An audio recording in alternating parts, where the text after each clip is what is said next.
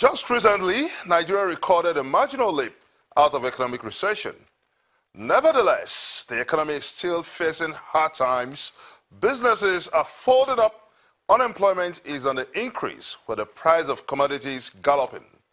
In order to address these problems, the federal government has concluded a draft for a new national transport policy.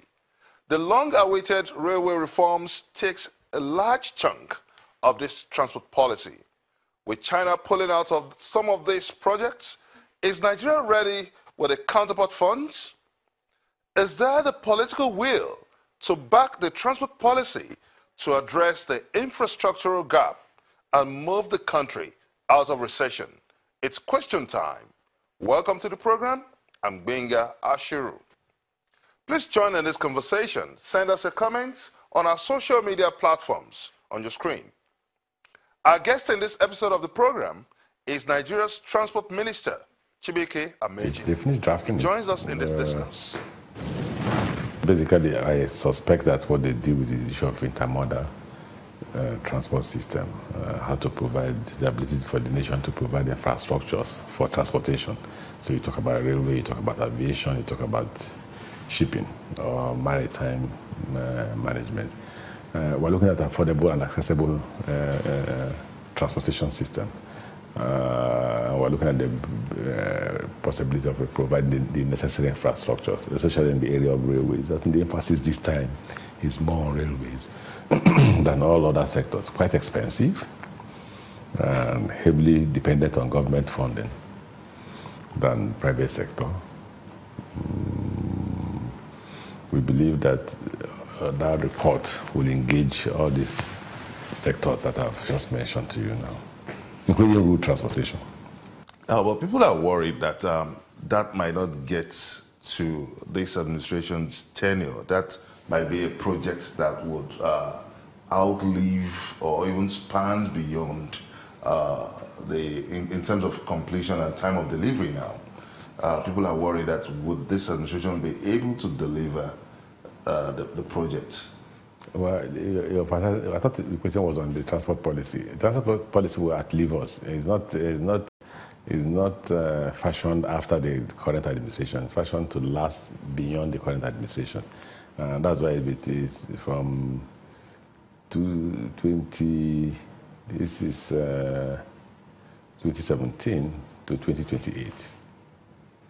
2028. And you are not worried that the other incoming administration that might possibly not be this government or this party might not buy into that dream? Are you not worried about the problem of continuity? I'm not. Okay, tell me what I would do.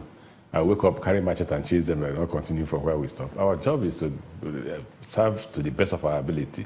Look, like I said at the inauguration, we should be thinking about smart transportation. We shouldn't be looking at the common one everybody is used to. The point I made yesterday is that we need to leapfrog. We need to leapfrog from where we met others. We don't need to first find how to drive a bus or a taxi and then move from there to train. And we just look at, I give an example of what I saw in Singapore, where the airport was had a smart terminal. Very few human beings, they are not there to assist you. The technology is there for you to get used to and get yourself into the plane. Now for us, the approach is both in terms of policy and in terms of infrastructural development. And you can give it to this government that the Buhari administration, Buhari had also insisted that we must ensure that we provide the necessary infrastructure in railways because it will grow the economy, it will create jobs, and ensure that people are able to move from one point to the other in the best most convenient form. Now, you talked about growing the economy. That is where we are at this point because we are just at the marginal point of leapfrogging beyond recession now. So what are the immediate term strategy, looking at the national transport policy that would aid this country in terms of economic growth in the immediate term? You know, I was quoted out of context yesterday when I received the report. I think these day one other people, I don't know, leadership in the social media, in their online, reported that I said that the current government should stop blaming the past government. I'm a student of history. Yeah, I was about taking you up on that. I'm a student of history. I didn't say that. I just said that our critics who say we are blaming the last government, we should focus on our own development.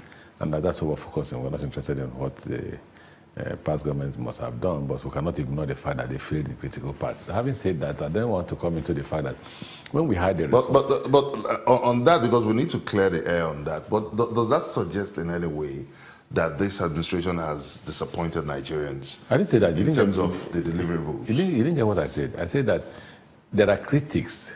There are those who criticize us and say, oh, we should focus on our own development and stop criticizing the last government. So I just quoted them, that despite the fact that they say so, we are focusing on our development. That's what I said there. But instead of saying completing what I said, they just took the context that suits them and put it on the page of newspaper. I didn't say exactly what they said. I didn't say it that way.